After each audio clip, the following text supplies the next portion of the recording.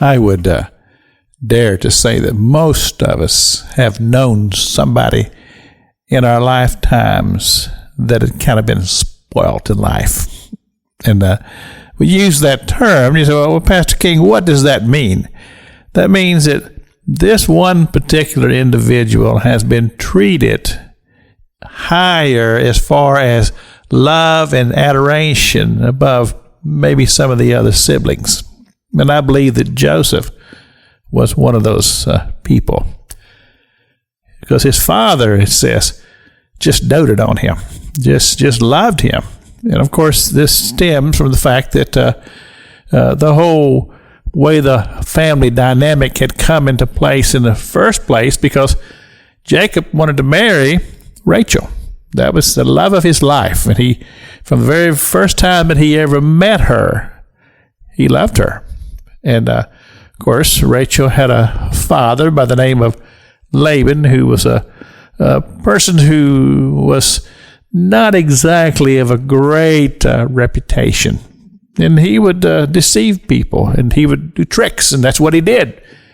And on the day of the wedding, instead of him marrying Rachel that he thought he was going to marry, he ended up marrying her sister, Leah. And of course, in a situation to where there were veils and a lot of alcohol, when he finally came to himself and realized that he had the wrong woman, he was very upset.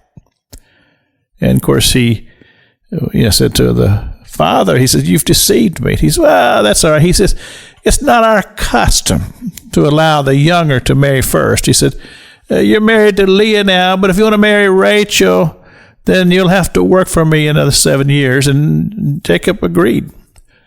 And so he ends up marrying Rachel after he had already married Leah, but Rachel was barren and was not able to produce children, but Leah was in the beginning.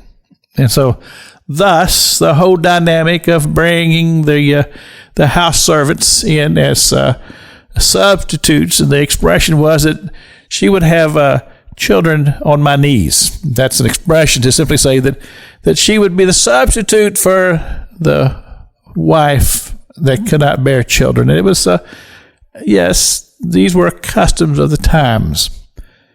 But you have to consider the whole relationship in the family when you put all this together and shake it up and see what you've got. Basically, you have a family with a lot of tension. Well, in our modern day society, I think we know a lot about that. Tension in the home.